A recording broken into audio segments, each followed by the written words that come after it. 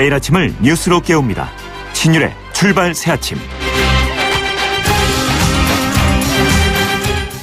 어제는 정말 정치적인 일들이 많았죠. 안철수 후보가 국민의당 호남 경선에서 압도적 지지를 받더니 어제는 더불어민주당 문재인 후보가 호남에서 압도적인 지지를 받고 첫 승을 올렸습니다. 이런 호남의 선택을 두고 여러 가지 의미 부여가 가능한데요. 어쨌든 이 부분에 대해서는 우리가 오늘 박지원 대표, 국민의당 박지원 대표 좀 더 생각을 해보고요. 자, 중요한 건 이런 선택의 진정한 의미가 뭐든지 간에 분명한 점은 문재인 후보가 다른 후보보다 좀 더 유리한 고지를 점했다, 이런 분석이 있는 것이 사실인데요. 그런데 여기에 더해진 변수가 나타났습니다. 바로 이번 주말로 예정된 박근혜 전 대통령에 대한 영장 실질 심사입니다. 박 전 대통령에 대한 구속 여부가 대선 구도에 영향을 줄 수 있는 중요한 변수가 될 수 있다는 건데요. 대선은 40여일 남았지만 대선까지의 변수는 도처에 깔려 있어서 이거 좀처럼 상황을 파악하기 힘든 것이 현실입니다. 정치는 생물이다. 이걸 다시 한번 느끼게 해주는 부분이겠죠. 신율의 출발 새 아침, 오늘 순서 시작합니다.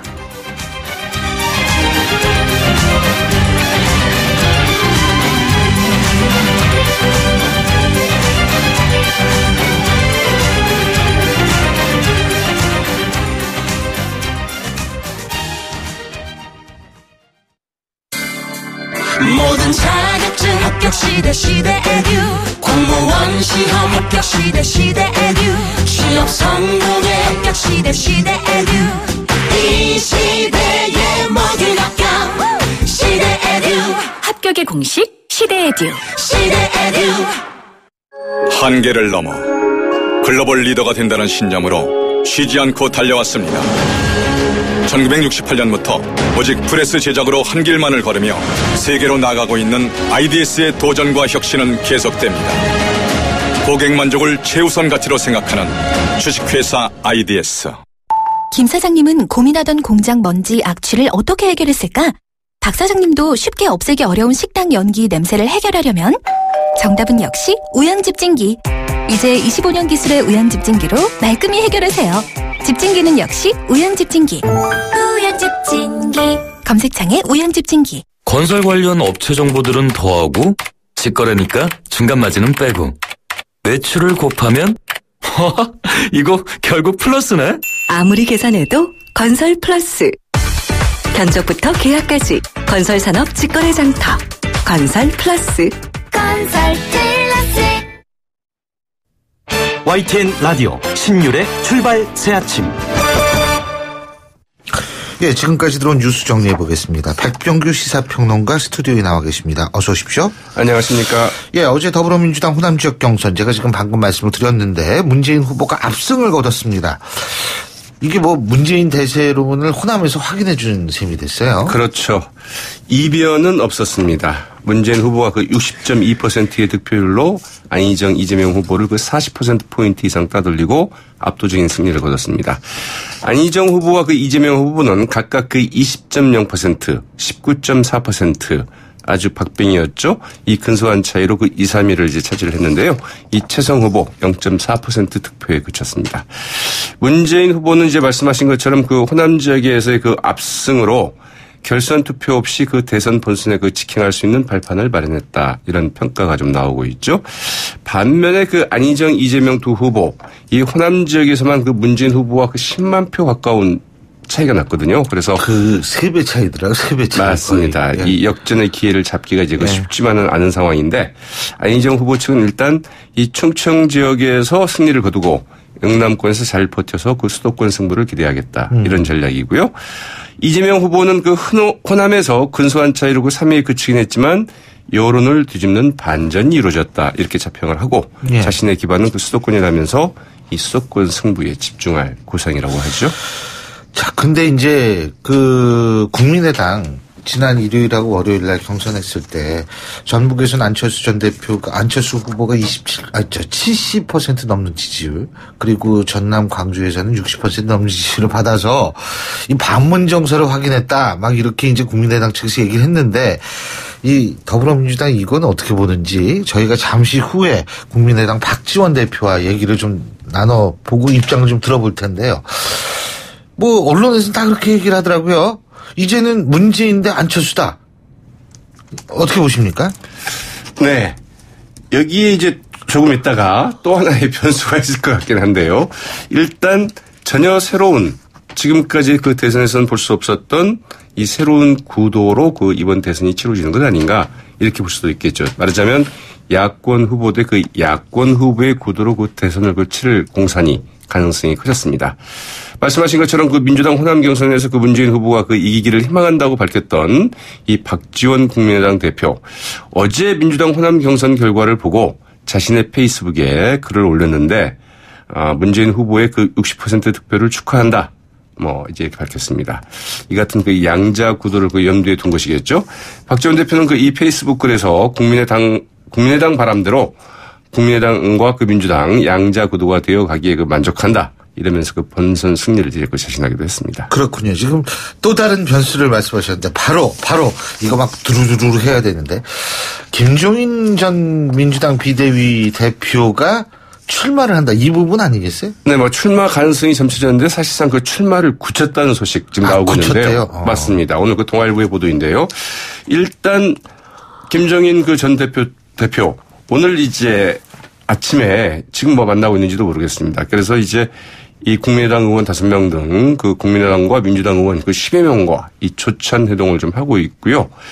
이번 주 중에 대선 출마를 공식 선언할 예정이라고 합니다. 오늘 그 동아일보의 보도인데요. 네, 그래서 아무튼 이번 주 중에 결정을 하고 다음 주까지는 그 출마 선언을 하겠다. 이런 방침을 좀 정한 것으로 알려져 있고요.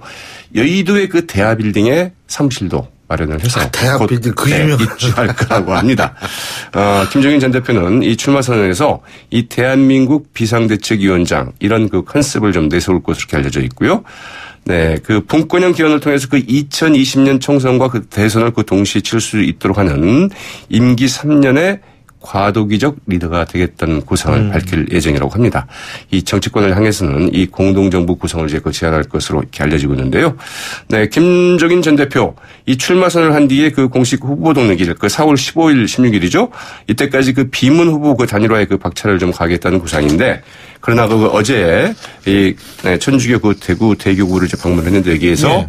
비문 단일화가 되면 좋겠지만 그러나 문재인 후보와의 그 1대1 구도는 어려울 것 같다. 이런 입장을 밝히기도 했다고 그러죠. 이야, 4월 15일에 맞죠? 2주 남았네. 2주 조금. 그래서 앞서 말씀드린 네? 것처럼, 네, 이 문재인 대 안철수, 이 네. 구도에 다시 김종인, 이런 그 크게 보면 그 3자 구도, 4자 구도, 더 많아서는 이제 물론 이제 그 정의당의 심상정 그렇죠. 구도 있기 때문에 홍준표 5자, 6자 구도까지도 있습니다. 예, 네. 7자 구도, 8자 구도, 8자 참 팔자가 참 그러네요. 예. 자, 어제 이 검찰이 박근혜 전 대통령 구속영장을 청구하면서 박영수 특검의 수사 결과를 거의 대부분 인용한 것으로 지금 나타나고 있죠. 맞습니다. 이제 그 구속영장을 청구하면서 곧바로 박근혜 전 대통령에 대해서 그 뇌물죄를 적용한 것은 이제 확인이 됐었지만 예. 검찰이 어디까지를 이제 그 뇌물로 봤을까? 이제 이 부분이 좀 명확하지 않았었죠. 그러나 네. 이 사전 구속영장에 이 특검의 수사 결과를 받아들여서 뇌물수수 액수를 그 433억 원으로 그대로 그 적용한 것으로 확인이 됐습니다. 이 정유라 씨의 그 마을 구입 등 최순실 씨 그 모녀에 대한 그 삼성의 지원은 물론이고 미르와 그 K스포츠 재단 두 재단에 대한 그 삼성의 출연 역시 이제 뇌물로 본 것이죠. 또 그 검찰이 기존에 수사했던 8개 혐의 이외에 그 특검이 추가로 수사한 문화예술계 지원 배제 명단, 즉 그 블랙리스트 작성 지시 혐의 등 5개 혐의 등 모두 그 13개 혐의에 대한 범죄 사실도 그대로 그 포함을 시켰고요. 박 전 대통령에 대한 그 영장 실질 심사는 30일, 그러니까 목요일 오전 10시 30분에 서울중앙지법에서 있게 되죠. 그리고 구속 여부는 이제 그러면 그 다음 날인 11일 새벽에 이제 그 결정이 될 것으로 보입니다. 부담이 크겠어요. 영장 실질 심사 담당하는 이 판사는. 네, 그 강부영 이제 그 영장 전담 판사인데요. 예, 예. 네, 그 전자배당으로 이제 결정이 됐다고 그러죠. 참 본인은 아주 기가 막힐 겁니다 아마. 근데 뭐 또 역사적인 또 물론 그렇지만 얼마나 부담이 크겠어요. 예. 자, 박근혜 전 대통령이 검찰과 특검 수사에 불응하고 헌재 결정에 불복한 거 이게 이제 또 구속 사유가 됐다 이런 분석도 있더라고요. 네, 그 자승자박의 결과인데요. 무엇보다도 그 변호인의 그동안의 조력이 도움이 되기는커녕 네. 오히려 그 구속 사유를 하나 더 늘려준 이런 꼴이 됐습니다. 이 검찰은 그 구속영장 그 청구 사유로 이 크게 두 가지를 들었는데요. 예. 하나는 그 도주의 우려 그리고 그 이제 증거인멸의 우려를 들었죠. 그러면서 이 구속영장에 이렇게 이제 그 적시를 했습니다. 이 검찰과 특검의 수차례 그 대면 조사 요구에 불응한 것, 헌재 탄핵 심판에 불출석한 것. 그리고 그 탄핵 결정에도 그 불복하는 태도를 보이고 있다면서 이 검찰과 특검의 수사 과정, 이 탄핵 심판 과정에서 그 피의자의 그 변호인들이 보여준 헌법과 법률 경시 태도를 볼 때 앞으로 이 심리와 이 재판 과정에 그 출석을 거부할 우려가 매우 높다. 이런 걸 이제 그 구속영장 청구의 그 주요 사유로 밝혔습니다. 네. 말씀드린 것처럼 박 전 대통령의 그 변호인들이 이 박 전 대통령을 그 돕기는커녕 대대 구속 사유만 더 보태줬다는 비판 좀 명기 어렵게 됐죠. 자, 그리고 30일 목포 신항으로 출발시킬 계획인 세월호요. 지금 천공 작업이 중단됐다고 하는데 왜 그런 겁니까? 네, 이제 그 평형수 탱크하고 화물 데크의 물을 빼서 예. 세월호 무게를 가장 좀 최소화하겠다. 예. 이제 이런 이유였죠. 예. 그래서 해상이동이나 뭐 육상 거치 시의 그 안전성을 확보하기 위해서 세월호 좌연, 그러니까 지금 밑바닥에 있는 면에 32개 지점에 그 지름 10cm의 구멍을 내서 이제 물을 빼기로 했는데 어젯밤 화물 데크 쪽에 그 지름 1cm 크기의 그 작은 구멍 4개를 일단 그 시험적으로 뚫어보았습니다. 그랬는데 한 곳에서는 아무것도 나오지 않고 이 세 곳에서는 그 물 대신에 이 끈적끈적한 그 기름이 흘러나왔다고 그러네요. 그래서 예. 일단 천공 작업을 중단을 했는데 별다른 실익도 없이 이 선체 훼손 우려만 키울 수 있고 예. 기름 유출을 시킬 수 있다. 이런 우려 때문에 알겠습니다. 천공 작업 체계 여부 재검토에 들어갔고요. 예. 오늘 오전에 결정을 좀 할 예정이라고 하네요. 예, 오늘 말씀 잘 들었습니다. 고맙습니다. 네, 고맙습니다. 예, 지금까지 백병규 시사평론가였습니다.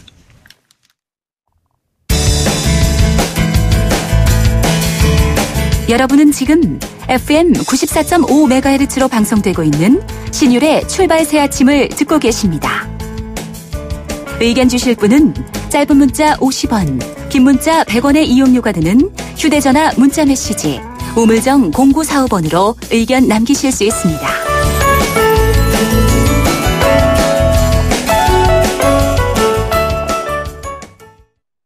예, 저희가 앞서도 말씀을 드렸습니다만 더불어민주당 호남 경선에서 문재인 전 대표가 60.2%의 득표로 차지하면서 문재인 대세론을 확인했다, 이런 분석이 나오고 있는데요.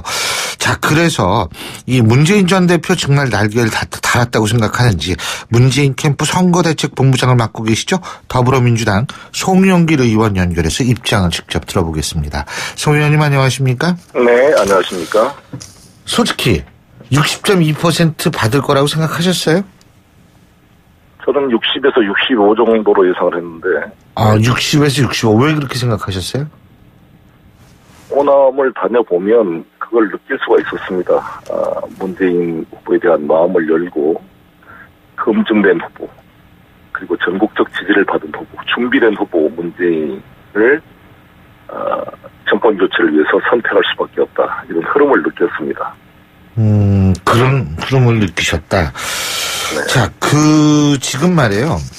근데 이제, 물론 저희가 이제 좀 이따 국민의당 박지원 대표와 인터뷰를 할 텐데, 그 중요한 것은 뭐냐면, 지금 안철수 전 대표도 64.2%, 그죠?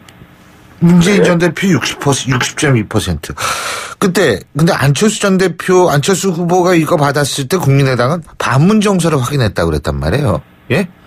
자, 그러면 이런 호남의 이 선택을 어떻게 해석해야 된다고 보십니까? 나중에도 같은 질문 드릴 겁니다. 박지원 대표한테. 예. 일단 문재인 후보가 얻은 표는 14만 2,343표. 우리 안철수 후보가 얻은 표가 5만 9,731표인데 이게 제주도가 포함된 겁니다. 예. 그런데 일단 압도적으로 문재인 후보를 지지하고 있다고 생각이 들고요. 예. 국민의당도 개혁 세력으로 보는 거 아닙니까? 예. 우리 호남의 정서도 그렇지만 저희 입장도 국민의당은 적폐청산과 개혁을 위해서 함께 가야 될 가치 연정의 대상으로 생각하고 있습니다.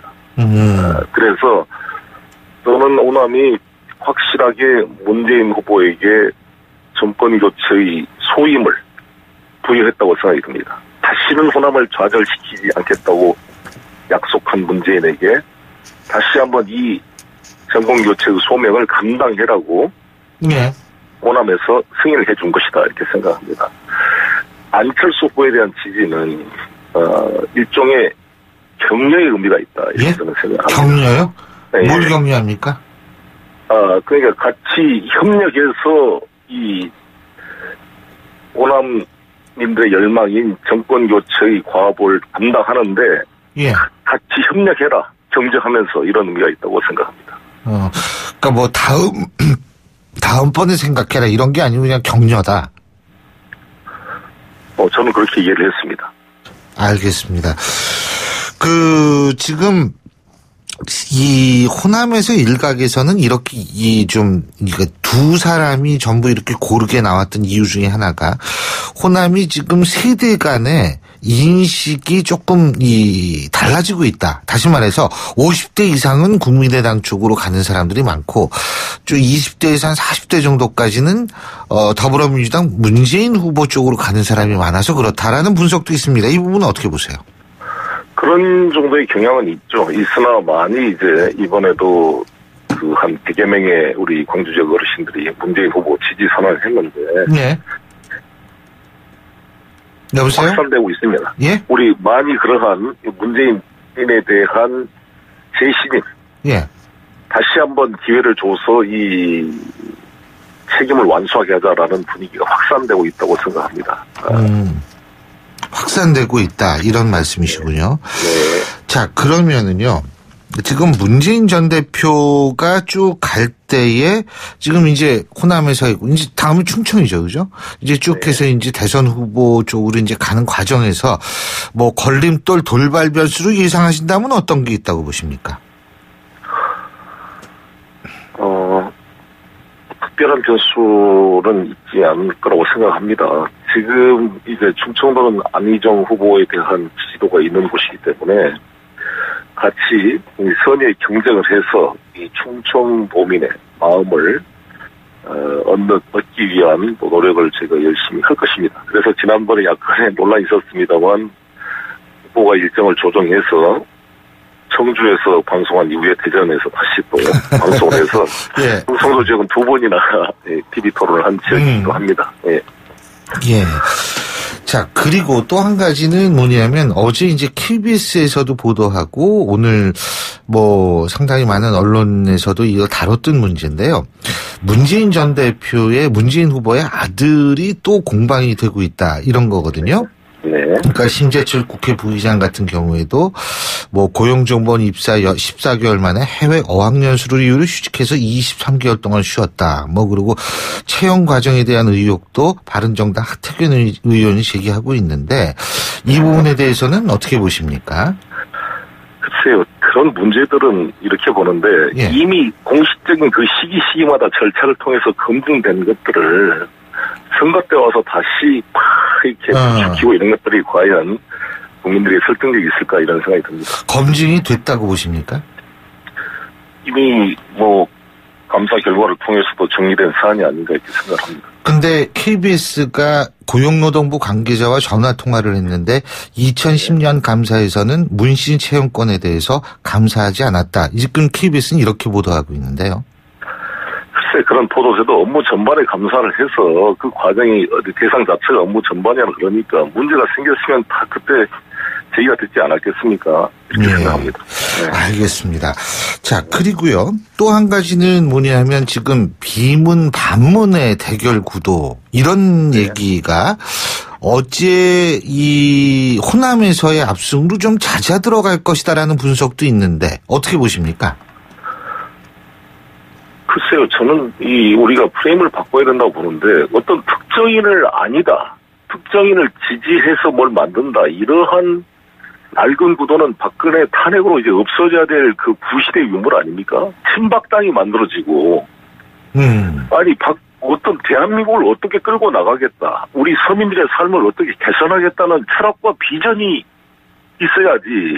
그게 없이 누구가 미워, 쟤가 미워요, 쟤 미운 사람들 모여요. 이게 무슨 얘들 무슨 그 왕따 시키는 놀이하는 것도 아니고 이런 수준의 정치적 프레임을 가지고 대한민국을 끌고 갈 수가 없다고 봅니다. 예. 왜 문재인을 반대하는 모임을 합니까? 자기가 대한민국을 어떻게 끌고 갔다는 비전을 갖는 모임을 만들어야지. 그러면은 그 차원에서 김종인 전 대표의 출마는 어떻게 생각하십니까? 아니, 그건 본인의 자유니까 하는 거죠. 그런데 이게 아무나 본인이 출마하고 싶어서 해서 출마하는 게 아니라 그 시대적 요구가 있어야 될 거 아닙니까? 우리는 도구입니다. 문재인 대세론은 문재인 개인의 대세론이 아닙니다. 국민의 열망, 지금 이 적폐를 청산하고 공정한 대한민국을 만들어라. 학생운동을 통해 감옥에도 갔다 온 분이 군 복무도 충실히 만들고 예비군 훈련도 안 빠지려고 꼬식 공부하는데 해남 대응사 사찰에 주민등록까지 옮겨서 예비군 훈련까지 충실히 이행한 이러한 문재인 후보 같은 공과 사가 구분되는 사람한테 한번 이 적폐를 청산할 기회를 주자. 이렇게 저는 민심이 요구하고 있다고 생각합니다. 아, 적폐 청산의 기회를 주자는 것이 민심의 요구다. 그죠? 알겠습니다. 그 뒤에는 일자리고 한반도 평화. 저는 세계로 보는데 적폐 청산을 통한 공정한 대한민국. 그러니까 일자리를 만들어서 서민경제를 살리고 세 번째는 이 어려운 북핵 위기 속에 한반도 평화를 지켜낼 리더. 이게 요구되고 있다. 그러니까 그게 문재인이다. 이렇게 저는 생각합니다. 적일평, 적폐 청산, 일자리 만드는 거, 그 다음에 평화를 구축하는 거, 그죠? 이 세 가지다. 네. 아, 알겠습니다. 자, 근데요, 어쨌든 지금 박근혜 전 대통령, 이게 사실 저는 연결이 되는 거라고 생각합니다. 다른 주제가 아니고요. 박근혜 전 대통령 영장실질심사가 금요일 아침이면 이제 나올 텐데요. 예? 네. 어떻게 보십니까? 저는 법원이 잘 판단할 걸로 예상이 됩니다. 그래, 잘 판단하는 게 어떻게 판단하는 거라고 보세요? 아니, 법이라는 것은 형평성 아닙니까? 우리나라가 공권 군주의 시대인가 민주공화국 시대인가를 가름하는 중요한 판단 중에 하나라고 봅니다. 법을 어긴 사람은 누구든지 다 법에 따라서 해야 될 거 아니겠습니까? 그렇죠. 그러면은 제가 이 가능성이 불구속 기소 가능성도 있고 구속 기소 가능성도 있는 거 아니겠어요? 그죠? 그러면 물론 이것을 뭐 정치적 이해관계를 따지자는 것이 아니라 일정 부분 대선에 영향을 미칠 수밖에 없지 않겠는가는 현실 아니겠습니까? 그 부분은 어떻게 보십니까? 저는 우리 국민들의 의식 수준이 그에 대해서 판단에 좌우될 정도의 수준을 이미 넘어섰다 이렇게 생각이 됩니다. 많은 지금 이 안종범, 최순실을 비롯해서 분들이 구속 기소되어 있는 거 아니겠습니까? 그래서 저는 법원이 판단할 거로 보여지고 저는 제가 국회의원 신분이면 확실하게 이에 대해서 제 입장을 이야기하겠습니다만 현재 가장 유력 주자인 문재인 후보의 선거 캠프 총괄 선대 본부장을 맡고 있어서 이에 대해서 구체적 답변은 법원의 판단에 맡기겠다 이렇게 말씀드리겠습니다. 아니 송영길 의원께서야 말씀하실 때는 확실하게 말씀하시는데 캠프의 또 입장이 그러니까 저는 충분히 이해합니다만 어쨌든 일각에서는 불구속 기소가 되면은 오히려 야권에 유리하다 이런 분석이 있더라고요. 그래서 여쭤본 거거든요. 그래서 제가 전에 말씀드린 것처럼 구속이 되면 동정론, 역풍 여러 가지 그런 분석을 하는데 그렇죠. 저는 이미 우리 국민이 저는 그런 수준을 넘어섰다 이렇게 저는 판단하고 있습니다. 알겠습니다. 자, 어쨌든 지금 이제 주사위는 던져졌는데 아까 국민의당 연정 대상 이런 말씀하셨죠? 그러면은 선거 얼마 안 남았는데 좀 얘기도 하고 그래야 되는 거 아니에요? 왜냐하면 지금 각 당이 후보를 선출하고 있는데 연정 대상이다 그러면 또 상대방에 대한 또 예의가 아니고 그쪽에서 극렬 반발하고 있는데 굳이 지금 그 얘기를 할 때가 아니기 때문에 일단 각자 노력하고 우리 이 당이 집권하더라도 국민의당과 협력이 필요합니다. 지금 저희가 120석이 좀 넘은 그런 소수 여당이 돼서 어떻게 국정을 끌고 갈 수 있겠어요. 그래서 38석의 이 국민의당과 협력이 필요하고 역으로 국민의당이 만약에 집권한다면 더 어려운 거 아니겠습니까? 그 소수 정당으로 어떻게 3년이 남은 이 20대 국회와 같이 동거를 해야 되는데 이 하나 법 하나 통과시킬 수가 있겠습니까? 당장 총리 인준부터 못할 겁니다. 아이고 어쨌든 얼마 남지 않았습니다만 여러 가지 면에 있어서 이번에 정신은 없지만 그래도 기억에 남을 모범이 될 만한 그런 선거가 됐으면 좋겠다는 바람을 저만 갖지는 않을 겁니다. 수고해 주십시오. 감사합니다. 고맙습니다. 오늘 말씀 잘 들었습니다. 고맙습니다. 지금까지 더불어민주당 송영길 의원이었고요. 신율의 출발새 아침 1부 순서 여기서 줄입니다. 잠시 뒤 2부에서 뵙겠습니다. 골프 장갑도 지맥스. 생산 장갑도 지맥스. 벨트 장갑도 G맥스 가죽 장갑도 G맥스 장갑하면 G맥스 대한민국 우리 장갑 G맥스 30년 한길 범양 글러브가 만듭니다. 글러브맥스 G맥스. 소통의 아침을 여는 공정한 목소리 신율의 출발 새아침. 신율의 출발 새아침 2부 순서 먼저 광고부터 듣겠습니다. 김 사장님은 고민하던 공장 먼지 악취를 어떻게 해결했을까? 박 사장님도 쉽게 없애기 어려운 식당 연기 냄새를 해결하려면 정답은 역시 우양집진기.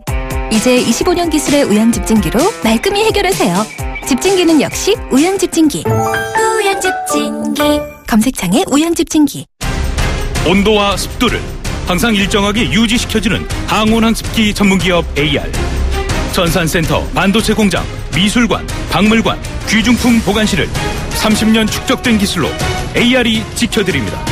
24시간 확실한 서비스 보장 031-497-0561. 사장님, 성악가 김동규 씨네 집 바닥재 좋던데 우리 집도 똑같은 걸로 해줘요. 아, 요즘 떠오르는 바닥재 스타 강마루. 스타일 좋고 습기 열 긁힘에 강하니까 오래 사용하려면 그래서 스타 강마루를 하는구나. 성악가 김동규입니다. 강마루 스타는 스타 강마루. 스타 강마루. 모든 자격증 합격 시대 에듀 공무원 시험 합격 시대 에듀 취업 성공의 합격 시대 에듀 이 시대의 모든 합격 시대 에듀 합격의 공식 시대 에듀. 한계를 넘어 글로벌 리더가 된다는 신념으로 쉬지 않고 달려왔습니다. 1968년부터 오직 프레스 제작으로 한 길만을 걸으며 세계로 나가고 있는 IDS의 도전과 혁신은 계속됩니다. 고객 만족을 최우선 가치로 생각하는 주식회사 IDS. 크리네어 테크. 크리네어 테크 집중기. 주물 작업, 연마 작업, 페인트 작업. 분진가스 냄새 연기 작업장 분진. 이 세상에 못 없애는 분진이 어딨어. 크리네어 테크 기술력이 끝내줍니다. 크리네어 테크. 크리네어 테크 집중기. 안녕하세요, 지드래곤입니다. 실시한 건 시작도 안 하는 제가 요즘 뭐하고 지내는지 아세요? 바로 레볼루션. 레볼루션을 한다는 거 그 자체가 레볼루션. 리니지 2 레볼루션. 지금 다운로드 받으세요. 12세 이용가.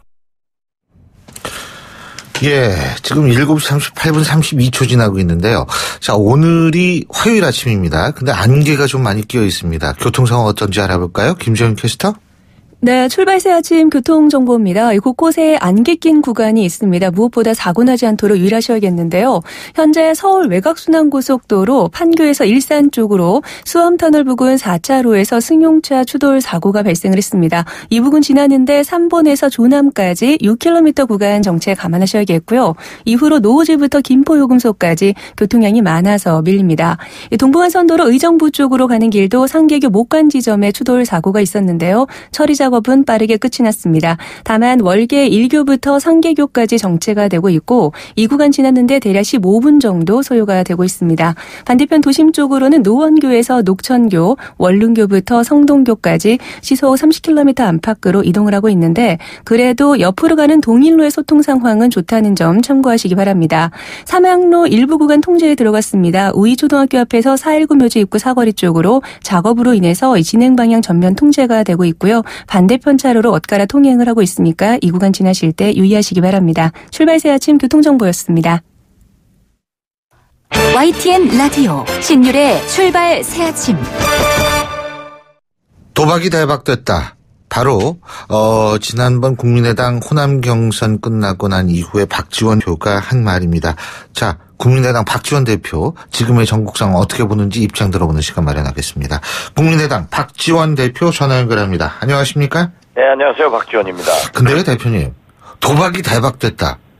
이 표현 어떻게 생각나신 거예요, 그냥? 아니, 사실 아무도 가보지 않은 그 길, 단순하게 국민만 껴고 참으로 어려운 결정을 했는데 사실 그때는 도박이었죠. 안 되면 제가 끝난다. 우리 당이 어려워진다. 라고 했는데 결국 국민들의 협력으로 대박이 난 거죠. 아니 정치만 구단인 줄 알았는데 아주 표현도 구단이십니다. 전 도박이 대박됐다라는 얘기 듣고서 진짜 기가 막힌 표현이다 이런 생각이 들어가지고 제가 여쭤본 건데 자 근데요 제가 궁금한 것부터 여쭤보겠습니다. 앞서도 제가 여쭤봤는데 일부에서도 자 이게 말이에요 지금 더불어민주당 문재인 전 대표 문재인 후보도 60.2%를 이 호남 전남 광주에서 얻었고요. 안철수 후보도 60%가 훨씬 넘는 압도적인 지지를 받았단 말이에요. 자, 그때 국민의당은 그런 얘기했습니다. 이 안철수 후보가 이렇게 많은 거 보니까 반문정서 확인했다. 그 반문정서 확인했으면 문재인 후보가 60.2% 얻을 수 있나요? 안철수의 72% 전북이죠. 네, 전부 합친 것은 65%는 안철수의 65%는 결국 국민들이 걸어 나와서 투표를 한 겁니다. 네. 문재인의 60%는 자기들이 등록시켜가지고 자기 식구들이 한 겁니다. 이런 차이가 있겠죠. 국민이 선택한 65%와 자기 식구들이 선택한 60%의 차이. 이걸로 생각하면 됩니다. 그러니까 저쪽은 조직선거적 성격이 강하다 이 말씀이시네요, 결국 그죠? 자기 조직을 통해서 등록을 했지 않습니까? 우리는 투표함만 만들어놓고 오신 분들 아니에요. 예. 그러니까 우리는 순수한 국민이고 민주당은 동원된 식구고 그런 차이가 있는 거죠. 근데 궁금한 게 TV토론에서 손학규 전 대표가 오더 정치다 안철수 후보에게 이런 얘기했다는데 그럼 그건 뭐예요? 아직까지 안철수 후보가 그러한 조직력까지는 장악되지 않은 것으로 제가 판단하고 있습니다. 오더 정치가 될 정도의 조직은 없다. 네, 그러니까 오히려 더 걸어 나와서 투표한 사람이 더 많다는 것이 맞다 이 말씀이시죠? 당연하죠. 그렇게 많은 자발적으로 오신 분들이 있지만은 기자들도 100여 명이 감시를 했고 또 중앙선관위, 경찰 등에 있었지만 한 건에 동원된 버스나 이러한 것이 적발된 게 없거든요. 제가 그리고 또 한 가지 여쭤볼게요. 지금 박지원 대표께서는 호남 출신 대표적 정치인 아니시겠어요? 근데 일부에선 분석이 이렇게 나오더라고요. 호남이 지금 세대별로 갈라져 있다. 50대 이상은 국민의당이고 20대 40대는 더불어민주당이다. 동의하십니까? 부인하지 않습니다. 그러나 이 젊은 세대들이 그래도 이 촛불 전국에서 사이다 발언이 쏟아져 나오고 혁명적 청소 이런 얘기를 문재인 후보가 하니까 거기에 동조한 것은 사실입니다. 그렇지만은 과연 본선에 가서 그러한 과격한 변명, 거짓말 이런 것들이 통할 수 있을까?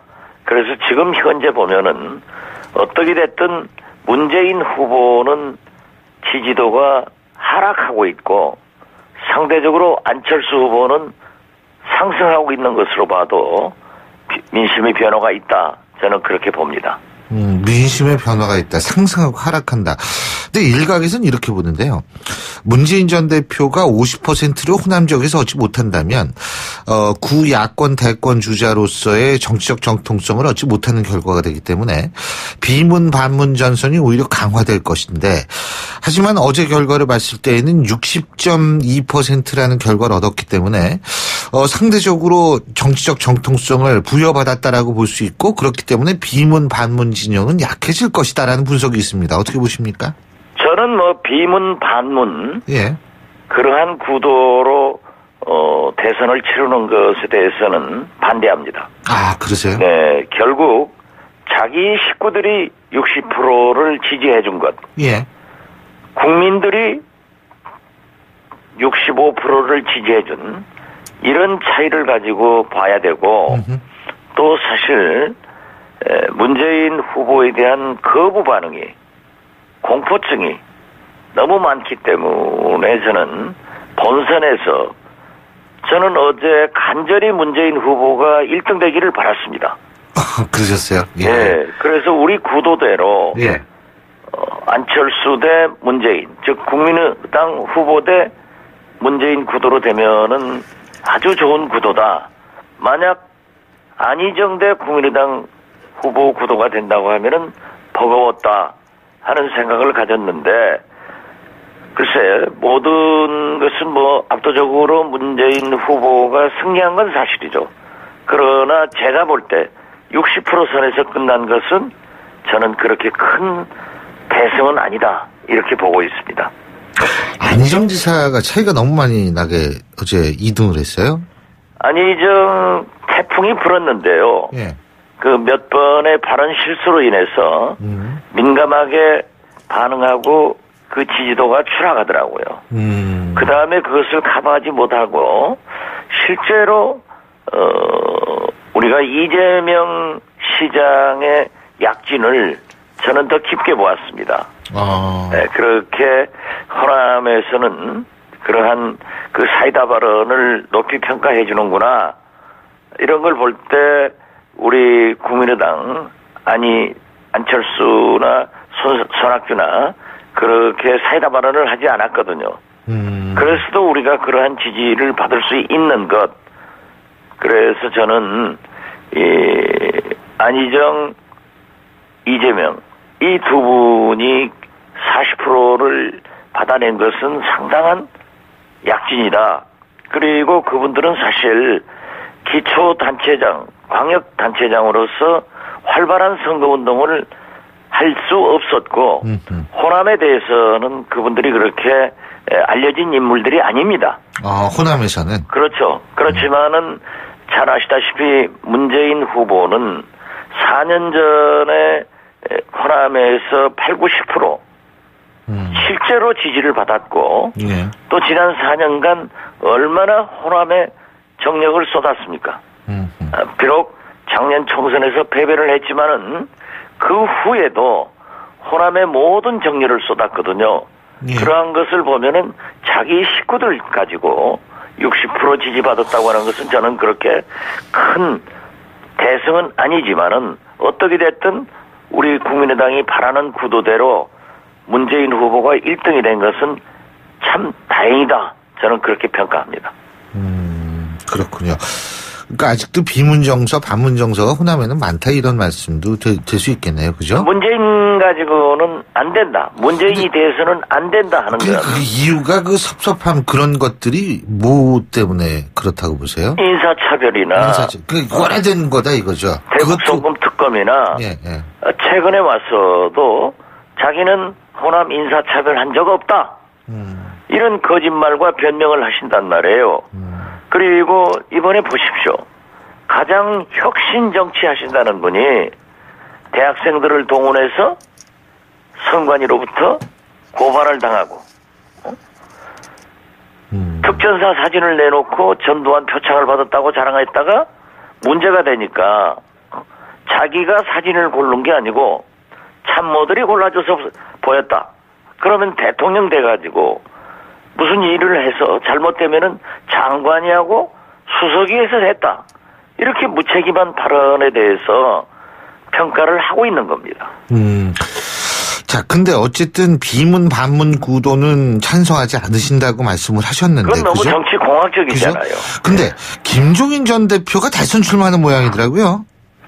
글쎄요, 저도 며칠 전에 전화 통화하고 만나기로 약속은 했습니다만은 아직 제가 오늘 또 부산, 울산, 경남 경선이 있거든요. 그러니까 내일 모레는 또 대구 경북이 있고 그래서 주로 지방에 있어서 뵙지를 못하고 있습니다만은 그러한 구도를 생각하시는 것 같아요. 그런 구도를 생각하는 것 같다. 비문 반문. 근데 그 문대 비문 반문 구도라는 게요. 이게 뭐 혼자만 되는 건 아니잖아요. 그죠? 호응이 있어야 되는 건데 그 호응 정도는 어떻게 보세요? 글쎄 뭐 후보가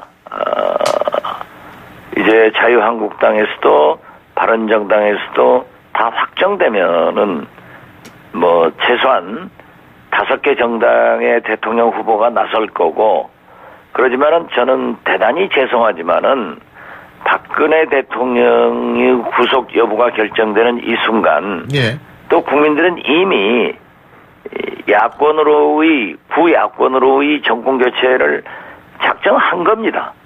그렇기 때문에 결국 국민의당 후보와 문재인 후보 1대1 구도로 보는 거지 그러한 분들이 의미 있는 득표는 하지 못할 것이다.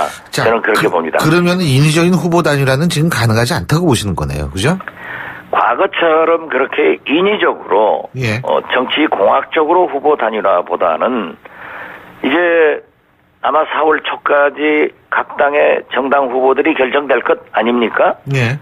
지금 현재 언론에서 특히 TV에서 나오는 후보들의 득표율 지지도는 아무 필요 없습니다. 여론조사 말씀하시는 예, 거예요. 저는 지난 1월부터 반기문 총장이건 황교안 대행이건 박원순 시장이건 김부겸 의원이건 현재의 이재명, 안희정 시장까지도 자꾸 지지도가 나오는데 저러한 것은 워밍업이지 필요 없다.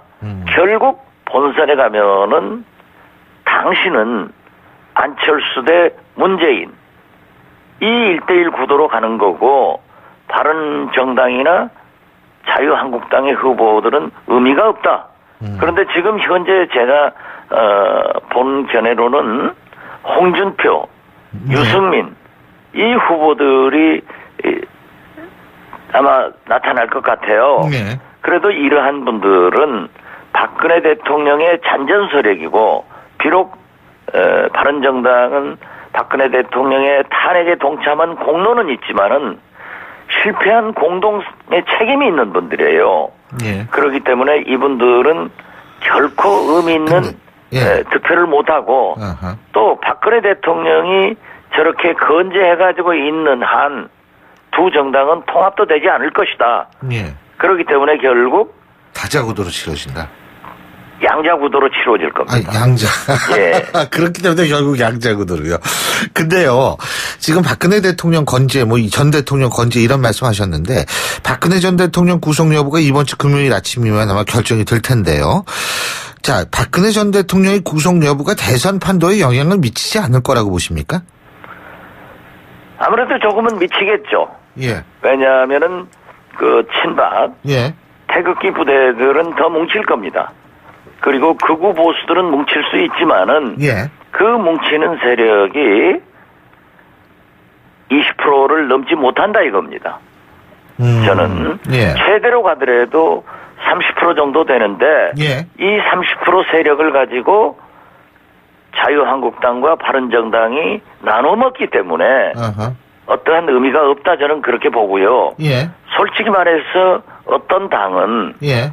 10% 미만의 득표를 받아가지고 선거비 보전도 못 받고 빚더미에 올랐을 정당도 생길 것이고 어떤 당은 15% 받아가지고 선거 비용 보전을 받을 수도 있다. 그러한 기점에 서 있을 것이다. 저는 그렇게 봅니다. 근데 박 대표님께서 워낙 정치 구단이세요. 잘 아시겠지만 선거는 구도가 중요한 거 아니겠어요? 그러면 박근혜 전 대통령 구속 여부가 선거 구도를 좀 변화시킬 가능성은 없다고 보십니까? 다시 말해서 박근혜 전 대통령이 본이든 본이 아니든 선거에 있어서의 가장 중심 태세로 등장한 거나 이런 상황이요. 그럴 수는 없습니다. 아하. 예. 예. 흘러간 물이 물레방아를 다시 돌릴 수 없고 박근혜 대통령에 대해서는 예. 태극기 집회하러 나오시는 분들도 예. 그 행태에 대해서 예. 비난을 하는 겁니다. 오히려 예. 그 태극기 집회는 박정희 대통령과 유경수 여사 향수 세력들이 나오는 경우도 많은데요. 박근혜 대통령은 어떤 의미에서 보면은 자기 부모님에게도 큰 불효를 하고 있는 것 아니에요? 예. 그래서 그 자체가 의미가 없다고 저는 생각합니다. 그렇지만 그 세력도 저는 최다 30%가 있고 예. 그 30%가 결국 두 정당으로 디바이드, 분열되어 있기 때문에 의미가 없다. 오직 하면은 선거 비용을 국가로부터 보전받을 수 없는 그런 정당도 나올 것이고 예. 겨우 보전받을 수 있는 정당도 나오기 때문에 그렇게 의미 둘 필요 없습니다. 알겠습니다. 대표님 오늘 말씀 잘 들었습니다. 고맙습니다. 네, 감사합니다. 지금까지 국민의당 박지원 대표였고요. 신율의 출발 새 아침 2부 순서 여기서 줄입니다. 전 8시 10분 3부에서 뵙겠습니다.